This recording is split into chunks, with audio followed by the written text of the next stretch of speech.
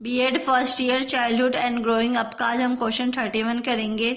Right the types and laws of Tolman's theory of learning. Types and laws देखेंगे हम Tolman's theory of learning के। पहले देंगे Tolman identify at least 6 types of learning.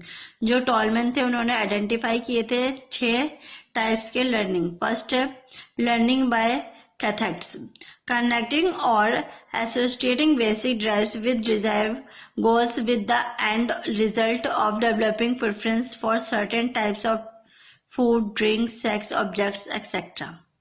इसमें क्या होता है, जो फर्स्ट लर्निंग होती है इसमें ये कनेक्ट होती है हमारी और एसोसिएट होती है कि हमारा उद्देश्य क्या है, मतलब हम किस पर्पज से उसकी लर्निंग करें, हमारा गोल क्या है, हम कहाँ तक पहुंचना चाहते हैं, हमारा एंड रिजल्ट क्या होता है, ये इसको प्रिफरेंस करता है ये टाइप हमारा। जैसे कि अगर हमारा गोल है, हमारा उद्देश्य अगर फूड पाना है तो खाना, ड्रिंक, सब्जेक्ट, सेक्स या ऑब्जेक्ट, इन सब चीजों का जैसा हमारा जो उद्देश्य है उस तक पहुंचना। सेकेंड है हमारा equivalence briefs, sub goals leading to measure one's acquired similar attractiveness as the end goals। इसमें क्या होता है, हमारा ये सब गोल होता है जिसमें हमारा जो मेजर काम होता है कि हमें अपने गोल तक पहुंचना होता है, हमें अपने एंड तक पहुंचना होता है, जिसमें हमें जो भी रिक्वायर्ड होता है, एक चीजें रिक्वायर्ड होती है या फिर हमें जो भी कार्य करना होता है उसमें हमें उससे हेल्प लेनी चाहिए, प्लस में उससे हम अपने उद्देश्य तक पहुंचने की कोशिश करते हैं। जब तक हम अपने उद्देश्य अपने गोल तक नहीं पहुंचते जब तक हम क्या इसमें प्रैक्टिस करते जाते हैं। थर्ड पॉइंट है हमारा field expectancy. Acquisition of sets of gestures internal maps enable the individual to route himself based on these internal maps। इसमें क्या था, हमारे एक्सपेक्टेंसीज क्या होते हैं, तो हम इसमें क्या जो गेस्टल थे उन्होंने हमारे इंटरनल मैप्स के थ्रू बताया था कि जो भी इंडिविजुअल होता है उसे रूटीन को फॉलो करना होता है कि किस तरीके से वो स्टेप बाय स्टेप अपने लक्ष्य तक पहुंच सकते हैं, अपने गोल्स तक जा सकते हैं। फोर्थ पॉइंट है हमारा फील्ड कॉग्निशन मोड्स। इसमें कहते हैं learning to discriminate between competing और more refined drives.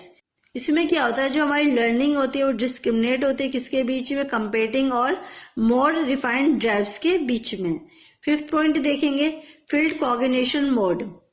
Learning is influenced by the ways that perceptions, memories and influences functions. इसमें क्या होता है, जो लर्निंग होती है हमारे ब्रेन से रिलेटेड होती है, मतलब हमारे दिमाग में जो सोचने समझने की क्षमता होती है उससे रिलेट होती है, जैसे कि हम उसका परसेप्शन करते हैं, उसका मेमोराइज करते हैं कि हाँ आप जानने की या याद करने की कोशिश करते हैं और इन्फ्लुएंस फंक्शंस को जानते हैं। सिक्स पॉइंट है हमारा motor patterns. Learning and refinement of sensory motor skills. इसमें क्या होता है, जो हम लर्निंग करते हैं या फिर रिफाइनमेंट होता है वो हमारी सेंसरी मोटर स्किल्स के थ्रू होता है, हमारे सेंस ऑर्गन के थ्रू होता है, जिससे हम इसे जान के अपने सेंसेस के थ्रू लर्निंग करने की कोशिश करते हैं। Loss of learning. अब देखें क्या क्या लॉस होते हैं। फर्स्ट है लॉ ऑफ मोटिवेशन। देखते हैं मोटिवेशन में हम कैसे लर्निंग करने के वक्त मोटिवेट होते हैं। Learning is propelled bye gaining final success और अवॉइडिंग फाइनल फेलियर्स। लर्निंग के थ्रू क्या होता है, अगर हम लर्निंग करते हैं तो हमें एक हिम्मत मिलती है, ताकत मिलती है और हमें मोटिवेट करना चाहिए, हमें मोटिवेट होना भी चाहिए, जिससे कि हमारा जो लक्ष्य है जहाँ जाके हमें सक्सेस मिलेगी, जहाँ हमें सफलता मिलेगी, वहां तक जाने के लिए हमें जो लर्निंग में मोटिवेट होना चाहिए। इससे हमें क्या होता है, हम अपने उद्देश्य से पहुंच पाते हैं और अवॉइड करते हैं हम अपने जो नकारात्मक विकार जो आते हैं उससे हम को जो फेलियर होने के लिए जो फेलियर होते हैं तो वो हमारे जो नकारात्मक विकार होते हैं उससे वो अवॉइड करते हैं और हमें सक्सेस की ओर ले जाने की कोशिश करते हैं। It is this that give purpose to the learning activity. ये हमारे किसके थ्रू होती है, हम लर्निंग एक्टिविटी करते हैं, तरह तरह की चीजें सीखते हैं जिससे कि हम अपने गोल लक्ष्य तक पहुंचने की कोशिश करते हैं। सेकेंड पॉइंट है law of emphasis. Learning consist by of building up patterns and gestures and then selecting or emphasizing particular responses which emerge that tend to favor getting to the ultimate final success। इसमें क्या होता है, जो learning होती है हमारी consist करती है कि हम अपने लर्निंग को किस तरीके से पूरा करने की कोशिश करते हैं, किससे हम उसे बिल्डअप आगे बढ़ने की कोशिश करते हैं, क्या हम पैटर्न फॉलो करते हैं।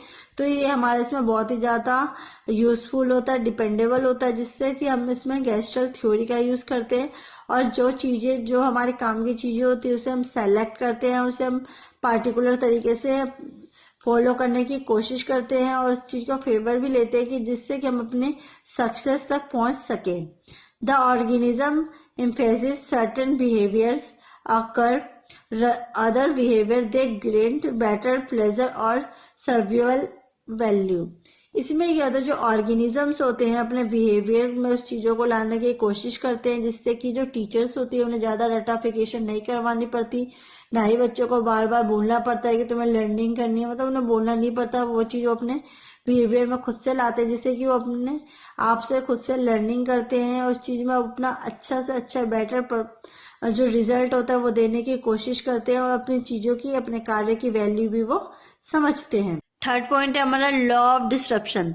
Violent stimulus, either physical such as electrical shock or emotional, coming in sequence with the right wrong responses will tend to disrupt learning। Law of disruption पे क्या होता है, जो हम कुछ कार्य करते हैं तो उसे फिजिकली तरीके से, जैसे हमें कोई शॉक लग जाता है, इलेक्ट्रिकल शॉक, तो उससे हम कहते हैं हम उस टाइम ही तुरंत ही रिएक्ट करते हैं और जो हमारी वॉइस होती है वो वायलेंट हो जाती है, उस तरीके से हम रिएक्ट करते हैं। परंतु जब हम इमोशनली होते हैं तो उस चीज को क्या हम सीक्वेंस में लेते हैं, क्योंकि हम चीजों को लाइन से जानते जाते हैं तो उस चीज को हम इमोशनली तरीके से उसे फील करते हैं और उसमें जानते हैं कि क्या सही है क्या गलत है, उसका उस तरीके से हम रिस्पॉन्स देते हैं, उसमें उस तरीके से हम लर्निंग करते हैं। Tolman was similar to the behavioristics in his emphasis on objectivity and measurement। इस वजह से जो टॉलमैन थे उन्होंने एक सिमिलर थ्योरी बनाई थी जिसमें वो इंसान के जो बिहेवियर्स होते थे उसे जानने की कोशिश करते थे, उसके क्या ऑब्जेक्टिव होते थे वो जानते थे, उसे एम्फेसिस करते थे और उसको मेजरमेंट करते थे। He differed in that he did not believe reinforcement was necessary for learning to occur। और वो चीज के ऊपर भी बिलीव नहीं करते थे कि जो रेनफोर्समेंट होता था कि हर काम के लिए इनाम देना ही अच्छी बात होती है, वो उस चीज के ऊपर बिल्कुल बिलीव नहीं करते थे उसके, और वो मानते भी थे कि जरूरी नहीं होता कि हर लर्निंग के लिए हम उसे reinforcement they. Problems with his work that is poorly defined many terms that he used in fundamental theories and that is difficult to make prediction from an expectancy point of view because of lack of determining the nature and strength of expectations beforehand and when or how expectation may change। इसमें क्या था, जो problems जो आ रही थी इनके बीच में उसे उन्होंने प्रॉब्लम मतलब पूरी तरीके से सॉल्व करने की कोशिश करी कि किस तरीके से जो इंसान की जो प्रॉब्लम्स है इंडिविजुअल के उसे दूर की जा सके।